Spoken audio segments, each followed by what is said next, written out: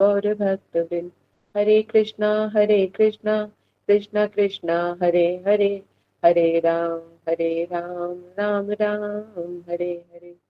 सबसे पहले मैं अपने गुरुदेव श्री पूज्यपाद भक्ति विद्यान नारायण गोस्वामी महाराज जी के श्री चरणों में अनंत कोटि दंडवत प्रणाम करते हुए उनसे अहेतु की कृपा की प्रार्थना करती हूँ। तत्पश्चात समस्त गुरुवर के श्री चरणों में कोटि कोटि दंडवत प्रणाम, और आप सब भक्तों के चरणों में भी यथायुक्त दंडवत प्रणाम स्वीकार हो। हम लोग श्रवण करें श्री चैतन्य चरितमृत मध्य लीला के अंतर्गत दूसरा अध्याय। और दूसरे अध्याय में कल हम लोगों ने श्रवण किया था कि कितने सुंदर सुंदर श्रीमद् भागवत में से श्लोक लिए थे, जहां पर शौनक आदि ऋषि जो है ऋषियों को उपदेश कर रहे हैं। तो वह द्वितीय स्कंद के तीसरे अध्याय के 17 से 24वें श्लोक में। तो जो सबसे लास्ट श्लोक था जो हमने किया था, हृदयसारं हृदयं पतितं यतिग्राह्यं मणे हरिनाम धैर्या नावृकेत् तथा यदा विकार में नेत्रे नेत्रे जलम गात्रे सुहर्षा। अर्थात तदम शालम हृदय बतेरम, कह रहे हैं कि हमारा शरीर कैसा है, हमारे नेत्र यदि भगवान का दर्शन करके हमारा हृदय गदगद नहीं होता, हरि नाम लेते वक्त अगर हमारा हृदय नहीं पिघलता, रोम रोम आनंद से पुलकित नहीं हो जाता है, तो कह रहे हाय ये हृदय कैसा है हमारा, लोहे के समान है। तो हमने नाम की महिमा, भगवान के नाम की महिमा, कथा कीर्तन का, और अपनी जो सर्वांग इंद्रियां है यदि वो भगवान की सेवा में नियुक्त नहीं होती, तो क्या बताया शास्त्र बड़ी कड़ी निंदा करता है। यदि मनुष्य जन्म लेकर भी अगर हम भगवान का भजन नहीं करते हैं, तो शास्त्र इसकी बड़ी कड़ी निंदा करते हुए कहता है कि दो पैरों चलता हुआ भी ये पशु के समान है। इनफैक्ट यहाँ तक के भी कह दिया कि पशु से भी गया गुजरा है, क्योंकि पशु के पास तो चलो बुद्धि ही नहीं है, जिसके पास है ही नहीं करने के लिए तो वो क्या ही करेगा। तो जो अगर मनुष्य जन्म लेने के बाद भी भगवान ने बुद्धि दी है, शरीर दिया है, सब कुछ दिया है, अगर उसके बावजूद भी अगर वो भगवान का भजन नहीं करता है, तो वो भगवान क्या बोला गया है कि वो पशु से भी ज्यादा गया गुजरा है। हम लोग इतनी बातें सुनकर भी हमारे हृदय में आघात नहीं लगता, लेकिन अगर हमें कोई घर पे या कहीं बाहर या सब समाज के सामने कोई बोलता है अरे ये कितना मूर्ख प्राणी है, तो वो मूर्ख शब्द हमें कितना दिल पे लग जाएगा और लगेगा कितने बड़ा अपमानित हो गया है। और शास्त्र इतने कड़े कर शब्दों में हमारा अपमान कर रहा है, लेकिन हमें तब भी ये आघात हमारे दिल पे नहीं लगता कि ऐसे लगे कि नहीं हमें भजन करना चाहिए। तो भक्ति भगवान से होती है, तो भगवान जब तक भगवान से कनेक्टेड नहीं होती है हमारी कोई क्रिया, तब तक वो भक्ति नहीं कहलाती है। तो भक्ति भी के जैसे शास्त्र में कभी कभी यही चीजें समझ में नहीं आती है, जैसे भक्ति शब्द आया है ना, तो भक्ति में भक्ति के अंतर कितनी सारी लेयर है, कितनी कितने प्रकार की भक्ति होगी। जैसे एक भक्ति शब्द आया कि भक्ति करनी चाहिए, भक्ति क्या, सकाम भक्ति हो गई, निष्काम भक्ति हो गई, अकिंचना भक्ति है, व्यवसायिक भक्ति है ना। तो कितनी ही सारी भक्ति है, ब्रह्म की भक्ति हो गई, योग भक्ति हो गई, न जाने कितने कितने भक्ति आ गई। तो ये सब लेयर्स है। तो इसीलिए कहा जाता है कि खुद अगर हम समझने बैठेंगे तो खुद नहीं समझ सकते। इसलिए किसी ऐसे गुरु की हमें आवश्यकता होती है, ऐसे वैष्णव की आवश्यकता होती है जो शास्त्र के वचन को अच्छी तरह से समझते हैं, समझने के साथ साथ धारण करते हैं, वो सबसे ज्यादा इम्पोर्टेंट है। नहीं तो पढ़ने वाले तो पढ़ भी रट लेते हैं, श्लोकों को अच्छी तरह से रट लिया, एक्सप्लेन भी कर दिया, बहुत सुंदर आवाज है तो गा के भी सुना दिया, पूरी दुनिया तो इसी में दीवानी हो जाती है। लेकिन जब तक शास्त्र वचन को हृदय में धारण करके जब तक मुख से नहीं निकलते, तब तक जो हमारी सुकृति तो शायद बन भी जाए, लेकिन प्रेम हमारे हृदय में उदित नहीं हो सकता। यही कारण है कि सुनने और सुनाने दोनों के ऊपर ही डिपेंड करता है कि इतनी इतनी भागवत कथा सुन लेते हैं, इतना हम कथाओं में रहते हैं, फिर भी हमारी नाम में रुचि नहीं आती, ग्रंथों में रुचि नहीं आती। लेकिन जिनके अंदर चेंजेस आते हैं वो इस चीज को अनुभव कर पाते हैं। जैसे इस चीज का तो प्रमाण आप सब लोग ही हैं। कितने कितने लोग जो है आप लोग अपने बारे में बताते हैं कि कैसे कैसे जो है, कैसे भक्ति आरंभ की थी, पहले कैसे थे, अब कैसे हो गए हो। आप लोगों के विचारों में कितने ट्रांसफॉर्मेशन आई है, कितने चेंजेस आए हैं, पहले क्या सोचते थे अब क्या सोचते हो, तो कितने सारे चेंजेस हैं। तो इसका मतलब ये तो है कि बिना सत्संग विवेक न हुई, तो सत्संग से हमें विवेक की प्राप्ति हो रही है। हम शास्त्रों को समझने का प्रयास कर रहे हैं, भगवान को समझने का प्रयास कर रहे हैं, आत्मा क्या है, ये शरीर क्या है, ये जड़ जड़ जगत क्या है, ये सारे जीव कौन है, तो ये सब चीजें हम लोग समझने का प्रयास कर रहे हैं। और क्योंकि इन सब के बीच में है तो इन सब का तारतम्य भी बिठाना हम समझ रहे हैं। इसलिए कहा कि जो भगवान का नाम, क्योंकि आत्मा से संबंधित है। और एक चीज बहुत और अच्छी बात है, ये देखो कि हमारी जो इंद्रियां हैं विषयों के प्रति भागने में बड़ी पटु होती है, विषयों को पकड़ने में। क्यों है ऐसा कि हमारी इंद्रियां जो है विषयों के पीछे इतना पागल क्यों होती है? विषय को तो बड़ी जल्दी पकड़ लेती है। और जो है कि अगर इसको भक्ति में अपनी इंद्रियों को लगाने का प्रयास करो तो लगता नहीं है। इसका भी कोई तो कारण होगा। मन जो है विषयों के प्रति बड़े आसानी से भाग लेता है, फटाफट भाग लेता है ना। और जो है कहते, और विषयों में बड़ी जल्दी आसक्त भी हो जाता है। लेकिन भक्ति की तरफ इसको लगाते रहो तो आनाकानी करता रहता है, बहुत वो रहता है। इसका कारण क्या? कहते स्वाभाविक तौर पे जो है इंद्रिय और विषयों का क्या है, ये दोनों भाई बहन है। यानी मन जो है और इंद्रिय ये सब माया से बनी है। इसलिए माया से निर्मित चीज को ये बहुत जल्दी अट्रैक्ट करती है, बहुत जल्दी उसकी तरफ भाग लेती है। जैसे हमारा मन अपने आत्म जो, यानी जो हमारे अपने भाई बहन माता पिता जो होते हैं उनके प्रति स्वाभाविक प्रेम होता है, क्योंकि एक ही माँ से उत्पन्न है ना। तो स्वाभाविक एक ही से उत्पन्न होने के कारण हमारा स्वाभाविक जो है प्रेम किसके प्रति हो जाता है? अपने माता पिता बच्चों और इनकी तरफ होता है, क्योंकि इनके साथ संबंध है। इसी तरह से जो हमारा मन है वो भी क्या माया का बना हुआ है, माया से गणित है। तो इसलिए जो है हमारी सारी इंद्रियां विषयों के प्रति, जड़ जगत की तरफ धावित रहती है। पटु है बहुत, मतलब दक्ष है। जितने नहीं भी जो जरा सा सुन लो, नहीं भी कुछ आना होगा तो भी दिमाग में बहुत कुछ चला आता है, स्वाभाविक तौर पर भाग जाता है।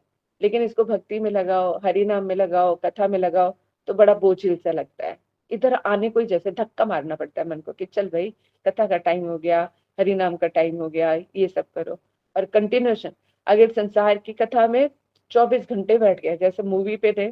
कभी एक टाइम ये भी होता था जब हम मतलब रात भर याद है आप लोगों को, जब ये टीवी भी नहीं था इतना ज्यादा, तो वीसीआर चलता था। तो पूरी रात टीवी चलते, पूरी रात पिक्चर देखते थे।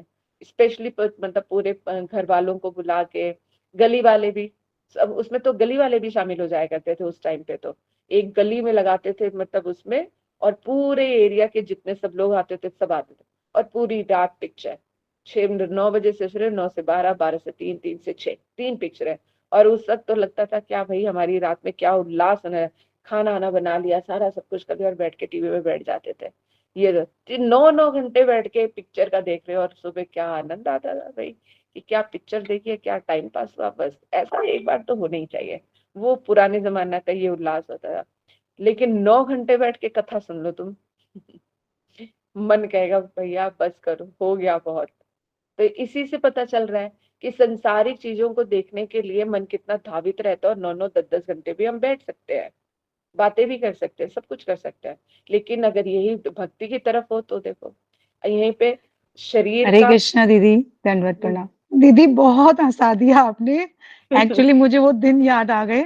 आपने बिल्कुल सही, पिक्चर पूरी सामने में आ गई। मुझे ऐसे ही होता था कि शादी करके कोई दुल्हन आती थी तो उसके आने की खुशी में वीसीआर लग जाता था, और सारे मतलब आस पड़ोस सारे लोग बैठते थे दीदी। लेकिन मेरी एक प्रॉब्लम तब भी थी, मैं बहुत खुश होके बैठती तो थी पिक्चर शुरू होने से पहले मैं वहीं पे सो जाती थी दीदी।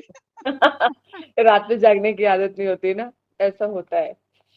तो इसीलिए तो ये चीजें, मतलब ये कहने का तात्पर्य है कि जो मैंने एग्जांपल दे रही हूँ ना कि ये मन जो है संसार की तरफ कितना धावित होता है। तो उसके लिए इससे अच्छा बेटर मुझे कोई और दिखाई एकदम इंस्टेंट मेरे क्लिक किया, तो वही मैंने बताया कि हम 9 9 10 10 घंटे बैठ के भी रात में देखा करते थे मूवी।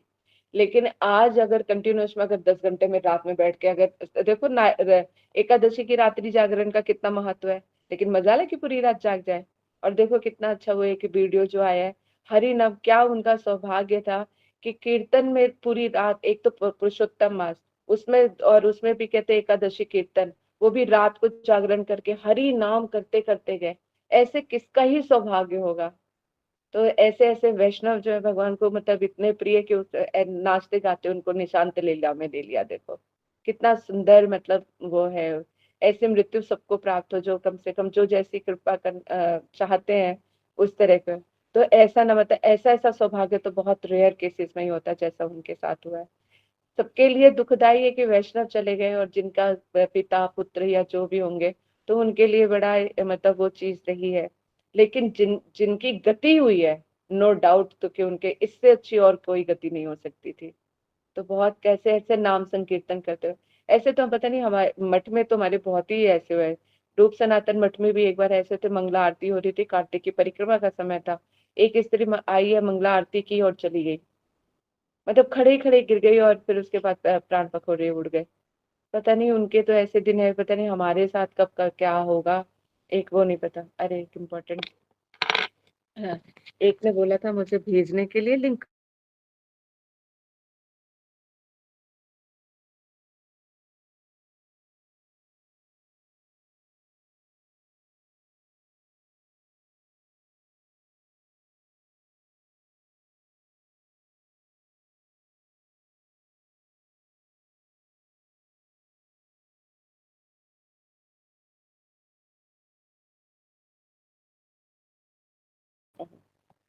मन जो है कहते हैं कि उसमें किससे माया से निर्मित होने के कारण ये स्वाभाविक तौर पर उसके तरफ भागता है।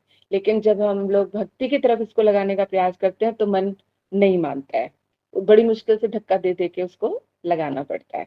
ठीक है, तो इस तरह से यहाँ पे बताया कि भगवान हरि के मंगलमय नामों को ग्रहण करने पर भी जिनका हृदय नहीं पिघलता। अब यहाँ पर आज जो भक्ति कर रहे हैं, ठीक है, तो भक्ति, क्योंकि जिन्होंने सिर्फ अभी औपचारिकता वशी ही सिर्फ नाम लेते हैं, हरि नाम लिया है, कर रहे हैं, एक कर रहे हैं, दो माला, एक दो माला में तो ये कहीं कुछ होने से रहा।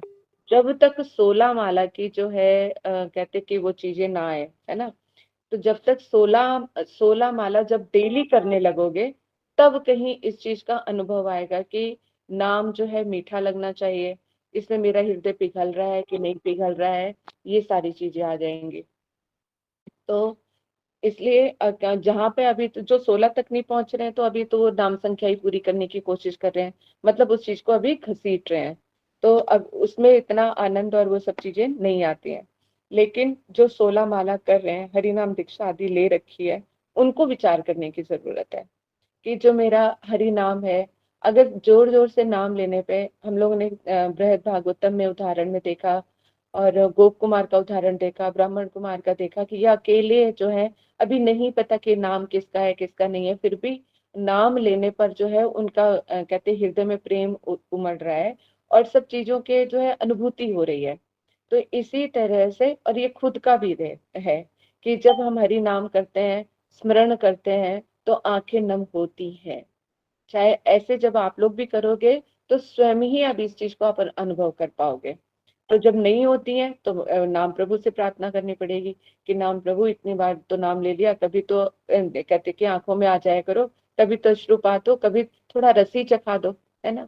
बिना रस चखे कैसे पता चलेगा, तो कम से कम हम प्रार्थना कर सकते हैं कि ठाकुर जी दे थोड़ा सा ही चखा दो, ताकि पता तो चले कि चीनी मीठी होती है, तुम्हारा नाम मीठा है, कब से करें, कड़वा ही कड़वा लगा जा रहा है, नाम मीठा है तो लगे भी तो सही, थोड़ी सी, थोड़े एक पल के लिए ही हटा दो।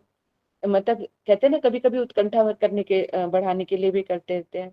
तो इस तरह से जब हम प्रार्थना पे प्रार्थना करेंगे, तो कभी ना तो वो सुनेंगे, और फिर उसके साथ फिर लगातार प्रयास। ये नहीं कि वो सुन नहीं रहे हैं तो फिर हमने अपना काम, ठीक है तुम भी नहीं सुन रहे तो हम भी ढीठ बन जाते हैं, नहीं।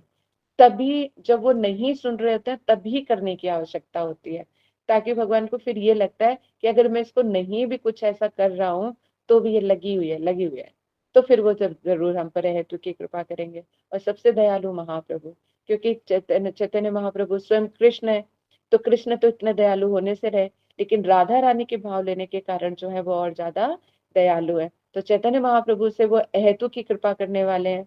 वो तो सब पात्र और पात्रता भी नहीं देखते हैं, तो हम तो पात्रता हमारे हृदय में है नहीं, लेकिन फिर भी चाहत है, लोभ है, तो उनसे प्रार्थना कर करके उनसे जरूर लिया जा सकता है। तो प्रयास करना चाहिए, ठीक है। अब शुरू करते हैं हम, पेज नंबर 59 और पया नंबर 35। करी एत विलापन प्रभु श्री सचिनंदन, उघाड़िया हृदय शोक, दैन निर्वेद विषादे हृदय अवसादे, पुनरपि पढ़े एक श्लोक।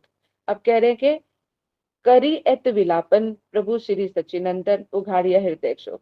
कह रहे इस प्रकार जो है विलाप करते हुए महाप्रभु अपने हृदय के सारे शोक को जो श्री राय रामानंद और जो है स्वरूप दामोदर के सामने उजागर किया करते थे। तो यहाँ पे के उघाड़िया मतलब कहते उजागर करना, खोल देना। दैन्य निर्वेद विषादे हृदय अवसादे, हृदय में जो उदासी के कारण जो है दैन्य निर्वेद और विषादग्रस्त होकर उन्होंने एक श्लोक और पढ़ा। अब यहाँ पे दैन्य निर्वेद और विषाद दो तीन शब्द आए हैं। इसको भी आगे जाके जो है यहाँ पे कविराज गोस्वामी जी ने उदाहरण देते हुए रूप गोस्वामी जी के भक्ति रसामृत सिंधु में से इस चीज को और अच्छी तरह से क्लियर किया है कि क्या होता है। कह रहे हैं कि दैन्य किसे कहते हैं। दैन्य में कहा कि भक्ति रसामृत से सिंधु में से बताया कि दुख और त्रास अपराधी के कहते हैं अपराध आदि के द्वारा अपने को अति निकृष्ट मानने को दीनता कहते हैं। अब यहाँ क्या है, उच्च कोटि के लेवल के हैं, उत्कृष्टता को प्राप्त है, लेकिन दुख मतलब अपने प्रियतम के प्रति यानी कृष्ण के विरह की अग्नि सता रही है, दुख हो रहा है। और अपराध आदि, अपराध ना होने पर भी ऐसा लगता है ना जाने किस अपराध का कारण जो है मैं कहते कि मैं उनको प्राप्त नहीं कर पा रहा। तो इस तरह का जो बोध होता है, तो अपने आप को जो जितना भी जो दीनहीन कहते हैं, जितने ज्यादा उन्नत अवस्था में होते हैं उनके अंदर दीनता अपने आप ही आती है। तो वो खुद ही ऐसे लगता है कि वो इस लायक ही नहीं है। यानी कहते हैं कि उनको जितना वो भक्ति में उन्नत होते जाते हैं उनको ऐसा लगता है कि ना तो भगवान से प्रेम है, ना वो भक्ति करते हैं, ना उनको कुछ में है, उनको संतुष्टि ही नहीं रहती भक्ति में। और अपने आप को लगता है कि पता नहीं अभी कब भक्ति को प्राप्त करेंगे, कब उनको कहते हैं कि प्रेम होगा। वो इस तरह में रहते हैं। तो वो इस तरह से दीनता है जो स्वाभाविक तौर पे आती है। तो इसीलिए बोला कि अपने अपराध आदि के द्वारा, कि अगर जरा सा भी है कि ना जाने मुझसे कौन सा अपराध हो गया है कि इस कारण जो है मुझे ये उपलब्धि नहीं हो रही है। और निकृष्ट मानने को यानी अपने आप को सबसे नीचा मानने को यहाँ पे दीनता कहते हैं। ठीक है। अभी जो दीनता प्रकाशित होती है हम सब में, वो क्या है, वो ऊपरी भाव है केवल। ऊपर ऊपर से कहते हैं अरे ऐसे नहीं ऐसे नहीं, मैं तो ऐसी हूँ वैसी हूँ। तो ये सब चीजें आता है। दीनता और अंदर का विषय है। अभी तो हमारे सच पूछो तो अभी हमारी उस तरह की उन्नत अवस्था है ही नहीं कि हम आपको अपने आप को दीनहीन करें।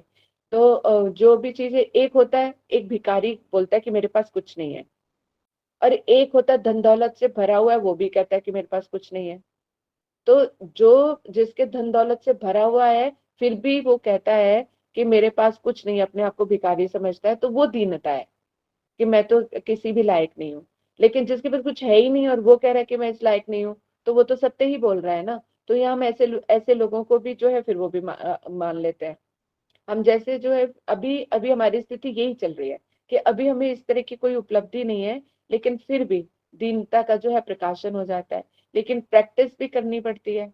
लेकिन लेकिन जो चीज स्वाभाविक होती है ना वो बड़े, अभी कल आज भी कथा में इस चीज को बढ़ाई, अभी हम लोग ये स्वाभाविकता की ही कितने टाइम से चर्चा कर रहे थे। तो आज कथा में भी यही यही आ गया। मैंने उसमें कह रहे कि जब तक किसी भी क्रिया में स्वाभाविकता नहीं होगी ना, तब तक वो चीज जो है ना कहते कि वो आत्मीयता या ममता जो है प्रकट नहीं कर सकती। तो ममता होनी बड़ी जरूरी है, आत्मीयता होना बड़ी जरूरी है, स्वाभाविक प्रेम होना बड़ा जरूरी है ना। तो कथा श्रवण करना हो या कुछ हो, स्वाभाविक प्रेम और स्वाभाविक श्रद्धा उत्पन्न हो, उससे आप बहुत कुछ ग्रहण कर सकते हो। यदि अरे दादा, अब ठीक है? हाँ, थोड़ा खांसी है उसके साथ। किसका माइक खुला हुआ है? तो कह रहे निकृष्ट प्राणी की दीनता कहते हैं। दैन होने पर दैन्यमयी याचना, हृदय की अपटुता, अस्वच्छता, मालिन्य, नाना प्रकार की भावनाएं, चिंताएं, अंगों में जड़ता, कहते निष्क्रियता हो जाती है। दीनता के क्या अगर है कि फिर दैन्य भरी उसकी प्रार्थना है कि हे प्रभु कैसे कृपा करोगे। जैसे अभी हमने रूप और सनातन जी का महाप्रभु के प्रति जो है दीनता का भाव देखा था, है ना। तो नाना प्रकार की जो है चिंताएं और भावनाएं हृदय ग्रस्त हो जाता है, तो उसको बोला गया दीनता। अब यहाँ पे निर्वेद का बता रहे हैं, भक्ति रसमृत सिंधु में से लिया है यहाँ पर भी। कहते हैं निर्वेद किसे कहते हैं? अत्यंत दुख, विरह, ईर्ष्या, अकर्तव्य करने के लिए अथवा कर्तव्य का पालन ना करने के लिए शोक युक्त अपने अपमान को निर्वेद कहते हैं। कि कह रहे अत्यंत दुख हो रहा हो, या विरह सता रही हो, या ईर्ष्या। तो जैसे कई बार क्या होता है कि जैसे राधा रानी है, हृदय में कितना प्रेम है, उनको। और जब वो विरह की अग्नि जब उनको इतना सताती, इतना दुख होता है उनको कि सब चीजों से जैसे वो बिल्कुल खिन्न पड़ जाती हैं। एक उदाहरण देते हुए कह रहे हैं कि जैसे गोपियां जो है, जब कृष्ण का एक पलक, वो आता है ना गोपी गीत में आता है कि एक निमिष मात्र का भी, पलके क्यों बनाई ब्रह्मा जी को, वो कहते हैं कि तो एक निमिष मात्र का भी समय अगर कृष्ण का वो दर्शन नहीं करते तो उनको लगता है युग समान है।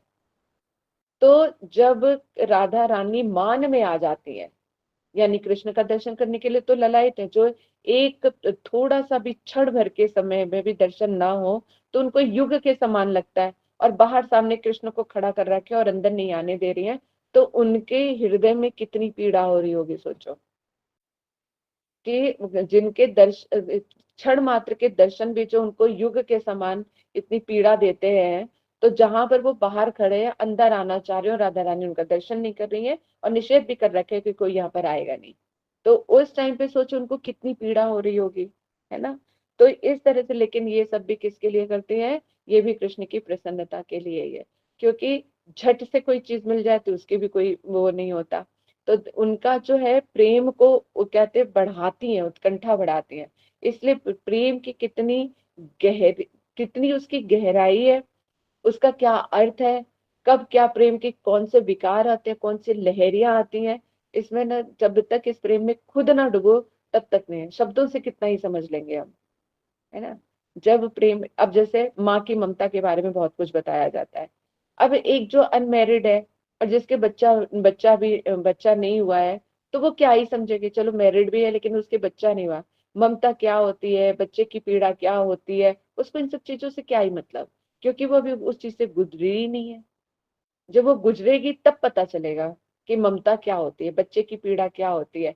एक इंजेक्शन में जो उस बच्चे को सुई चुभती है तो माँ को दर्द कैसे होता है, तो ये जब माँ बनती है ना तब जानते हो। तो वो क्या, अंदर तो सुप्त अवस्था में थे लेकिन वक्त ने उस प्रेम को उजागर कर दिया। तो इसी तरह का जो है यहाँ पर भी कह रहे हैं, कैसे इस निर्वेद में क्या होते हैं, चिंता, अश्रु, वैमर्ण, दैन, निस्वाद आदि का अनुभव प्रकाशित होता है। तो निर्वेद की दशा में जो है क्या अलग अलग तरह की लहरियां आती है, मतलब चिंता रह जाती है, अश्रु बहने लग जाते हैं, वैवर्ण कहते हैं कि रंग बदल जाता है, दैन्यता आ जाती है, लंबी लंबी सांसें आती है। तो ये प्रेम के इतने सारे विकार जो है एकदम लहरियों की तरह ऊपर नीचे होते रहते हैं। अब विषाद, यहाँ पे एक विषाद एक और दुख का उसमें बता रहे हैं, तो इसमें से भी भक्ति रसमृत सिंधु में से लिया है। कह रहे इष्ट वस्तु के प्राप्त ना होने से संकलित प्रारब्ध कार्य में असिद्धि, विपत्ति और अपराध आदि होने के से जो अनुताप होता है उसके विषाद कहते हैं। विषाद का मतलब एक तरह से दुखी होता है ना। लेकिन इसमें क्या कह रहे हैं, एक साधक के या भक्त के रूप में कैसे ले रहे हैं, कह रहे हैं अरे इष्ट वस्तु के प्राप्त ना होने से, हरि नाम कर रहे हैं, सब कुछ कर रहे हैं, और करते करते करते कि लेकिन इष्ट वस्तु क्या है। अब देखो ये डिपेंड करता है कि हर एक के भजन करने का साधन, करने जो साधन भजन कर रहा है, किसी को श्रद्धा चाहिए कि बस वो कह रहा है कि मैं इतना साधन भजन करूं कि मेरे तो इस जन्म में सिर्फ श्रद्धा को ही प्राप्त हो जाए। अलग अलग भक्त, अलग अलग अधिकार और अलग अलग उनकी चेष्टाएं हैं। तो कोई हरि नाम भजन कर रहा है इस चीज को लेके कि किसी भी तरह से इस जन्म में मेरी श्रद्धा उत्पन्न हो जाए ना, मैं तो इसी में धन्य मान लूंगा अपने आप को। ऐसे भी भक्त हैं। कई बोलते हैं कि भैया इस जन्म में मेरे अनर्थ ही कट जाए, वो भी बहुत बड़ी बात है। कई लोग निष्ठा को कहते हैं, कोई रुचि कहते हैं, कोई आसक्ति, कोई प्रेम। तो अब ये सबकी अपनी अपनी अनुभूति के अनुसार है। अब जैसे ये बात आई है तो आप लोग अपने आप को भी टैली कर सकते हो कि आप लोगों को क्या लगता है कि मेरा जो मैं साधन भजन करके एटलीस्ट कहाँ तक मैं पहुंचना चाहती हूँ, कि एक अपना मंजिल कहीं तो तय की होगी। ये इतने सारे सोपान है, श्रद्धा, निष्ठा, रुचि, आसक्ति, रति है, फिर उसके बाद रति और भाव जो है एक ही पड़ जाता है, फिर प्रेम। तो इनमें से क्या सोच के आप लोग हरि नाम कर रहे हो, ये जरूर एक बार अपना अपने आप को चेक करना और कल बताना कि हरि नाम करते हुए चिंतन करना इस चीज का। क्योंकि अभी तो चिंतन करोगे ना तो कुछ तो बाहर का भी आ ही जाएगा आवेश। तो अभी जब जब हरि नाम करोगे ना तो तब सोचना कि इतना हरि नाम या जो भी एफर्ट्स आप लोग कर रहे हो तो किस चीज की प्राप्ति के लिए कर रहे हो, कहाँ तक एटलीस्ट चाहते हो कि तुम लोग यहाँ पे पहुंच जाओ। ठीक है, कल तो सैटरडे है, फिर सैटरडे संडे ठीक। तो 2 दिन आप लोगों को छुट्टी मिलेगी सोचने के लिए, तो मंडे बताना फिर, ठीक है। तो यहाँ पे कहा कि अपनी इष्ट वस्तु की प्राप्त न होने से, अब इष्ट किसी का श्रद्धा हो सकता है, कहते कि, और उसके ऊपर के जितने भी सोपान है, कृष्ण से मिलना है, कुछ भी है, कोई भी हो सकता है। तो इष्ट वस्तु जो जिस चीज को हम पाना चाहते हैं, अगर उसको नहीं प्राप्त होती है, तो संकलित प्रारब्ध कार्यों में असिद्धि, जो भी काम कर रहे हैं वो उसमें हमें सिद्धि प्राप्त नहीं हो रही है, विपत्तियां आ रही हैं, तो अपराध आदि का बोध होता है कि न जाने क्या कारण है जो मेरी जो है मुझे इष्ट वस्तु की प्राप्ति नहीं हो रही। यहाँ पे इष्ट वस्तु तो वैसे कृष्ण को ही लिया गया है, ठीक है। तो उसको विषाद कहते हैं। तो इस विषाद में उपाय और सहायक को ढूंढना, चिंता, रोदन, विलाप, श्वास, व्यवर्ण, मुख सूखना आदि ये सारे लक्षण होते हैं। तो ये विषाद, ये दुख इतना गहरा जाता है कि ये सारे जो है इस तरह के भाव जो है आते हैं। चिंता होने लगती है, रोना होता है, विलाप करते हैं, श्वास व्यवर्ण, ये सब चीजें आते हैं। कह रहे दैन्य, निर्वेद, विषाद आदि 33 व्याभिचारी ये भाव स्थायी भाव के ऊपर विशेष प्रधानता लाभ करके विचरण करते हैं। अब यहाँ पर और डीप ले लिया, साधक अवस्था कहाँ पहुंच गया, भजन करते करते स्थायी भाव में, तब ये सारी चीजें आती हैं। क्योंकि देख, जैसे कि प्रेम का एक छोटा सा भाग प्रेम का जो है वो श्रद्धा है। इसी तरह से दैन्य, विषय, निर्वेद और विषय, कहते हैं कि विषाद भी ये बहुत ऊपर लेवल के हैं। तो हर एक लेवल पे उसका एक अलग अनुभव है। तो यहाँ पे बोल रहे हैं कि ये जो 33 प्रकार के व्याभिचारी भाव होते हैं, भक्ति रसामृत सिंधु में दिया गया है, जब प्रेम तक पहुंचने का प्रयास करोगे, तो जब स्थायी भाव आता है हमारा, है ना। स्थायी भाव का मतलब क्या है कि अभी जैसे 1 से 10 तक क्या कर रहे हो, सारे सब्जेक्ट्स पढ़ते हो, Hindi, English, math, social science, ये सारी चीजें पढ़ रहे हो। करते करते करते करते 10वीं तक आ गए, 10वीं में सारे सब्जेक्ट्स पढ़ रहे हो। अब उसके बाद क्या है कि उन जो भी अभी तक आप लोगों ने पढ़ा, उसको 3 चीजों में डिवाइड कर दिया। किस पे? साइंस, कॉमर्स और आर्ट्स। अब उसमें चॉइस दी गई कि तुम इसमें से कोई एक ले लो और उसी को फिर आगे बढ़ाना है। हालांकि उसका भी विस्तार है आगे, लेकिन उनमें से हमें एक को चूज करना पड़ता है। अगर कोई सोचे नहीं मैं साइंस भी कर लूं और आर्ट्स भी कर लूं, तो ना वो आर्ट्स का रहता है ना साइंस का रहता है, और पॉसिबिलिटी नहीं। कोई भी कॉलेज जो है 2 डिग्रियां बिल्कुल नहीं देती है ना। तो एक को ही चूज करना पड़ता है। तो कहने का तात्पर्य क्या है कि भजन की वो स्थिति जहां पर अभी हमारा मन सभी चीजों में विचरण करता है, कहाँ? शांत भाव में, दस्य भाव में, सख्य भाव में, वात्सल्य भाव में, मधुर भाव में। जिसकी कथा सुनते हैं उसी में पागल हो जाते हैं। जब बाल गोपाल की कथा सुन रहे हैं, ओ कितना आनंद आता है ना, यशोदा मैया का, मैया उसको पकड़ के बांध देती है,